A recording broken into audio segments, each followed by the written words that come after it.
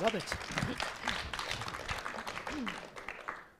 Thank you, and thank you for the opportunity to present in this panel and engage in this important discussions. I want to concentrate my discussion about the effectiveness of a cultural boycott on the case of Israel.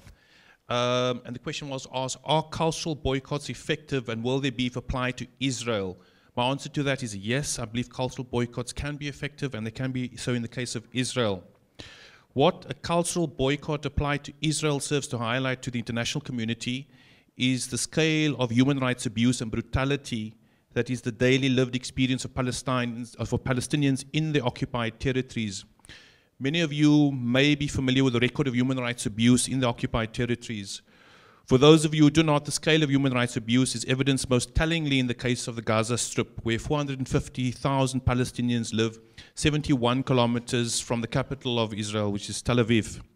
The blockade of the Gaza Strip, one of the most densely populated areas in the world by the Israeli government, is now entering its 6th year. It was instituted by the Israeli government after the election of Hamas in a democratic vote 6 years ago.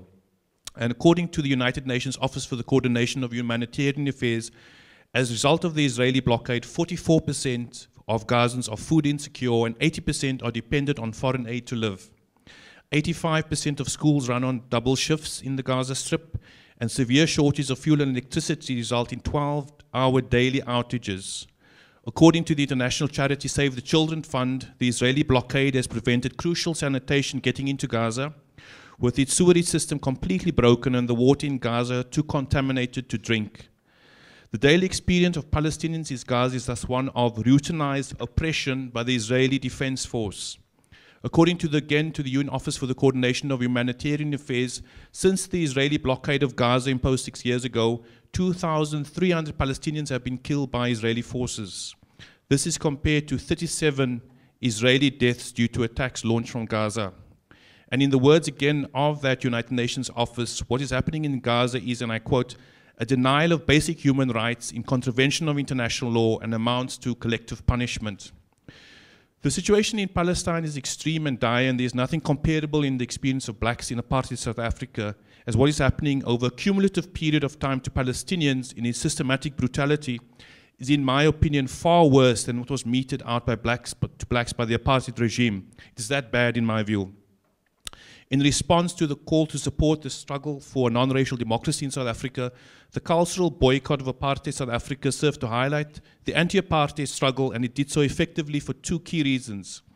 It firstly allowed people in the international cultural community who abhorred apartheid to actively demonstrate their support through non-violent means by making a moral choice with political implications not to perform their art in a society which subjugated members of another community on the basis of their race, and therefore dispel the idea of normality in that society.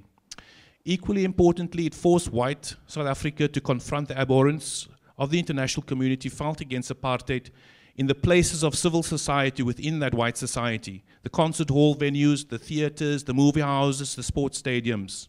It forced white South Africans, in other words, to confront the implications of the society they had chosen to live in and to take responsibility for those implications. In this case, cultural isolation and the associated existential uncomfortableness and disruption of the everyday life. That as a white person, they could not enjoy the good cultural life in the same way as they were not being allowed not to know, quote unquote, about the implications of apartheid to their fellow black inhabitants. For blacks, many of whom anyway were denied access to these cultural events due to the Group Areas Act, it dramatically signaled that the international community was taking a collective stand against apartheid. This act of solidarity sent a clear signal: we do not know about apartheid, and we do know about apartheid, and we are deciding to do something about it. By making a choice not to perform and to campaign for the end of cultural performances in order to draw attention to an abnormal society and not to collaborate with its regime. At the height of the cultural boycott in South Africa, the sight of 80,000 people attending a Free Mandela concert in London, led by artists who refused to perform in apartheid South Africa, was a huge boost for those struggling inside the country. And such sustained cultural pressure, combined with the pressure of economic sanctions and the resistance of the internal mass movements, undeniably contributed to the apartheid-era South African government conceding to hold negotiations with the ANC and other banned liberation movements on a new democratic order. This is why, for me, the cultural boycott against Israel is such an important non-violent mechanism, as it takes the struggle for Palestinian rights into the heart of Israeli civil society. This, for me, is where the battle of ideas about a new Israel, which equally protects its citizens regardless of their ethnicity or religious background, needs to be fought and won. In the words of an Israeli activist group working to support the boycott of Israel and in solidarity with the Palestinians, and I quote, they say, "Israeli public opinion and the country's political agenda will change only when the price of continuing the status quo becomes too high. We believe that by ending the occupation and establishing equal and just political arrangements in Israel, Palestine are also in our interest as Israelis." So it's when the majority of Israelis come to the same realization as these progressive-minded Israelis supporting Palestinian rights that a shift in consciousness will occur and a just resolution achieved to the benefit of both Palestinians and Israelis. A cultural boycott of Israel will not in and of itself ensure that shift in consciousness, but it can significantly contribute to such an outcome. In the words of Roger Waters, ex-found member of progressive rock band Pink Floyd, who refused to form in Tel Aviv after being petitioned, and who is now a supporter of the cultural boycott of Israel. And I'll end with these words of his. Where governments refuse to act, people must, with whatever peaceful means are at their disposal.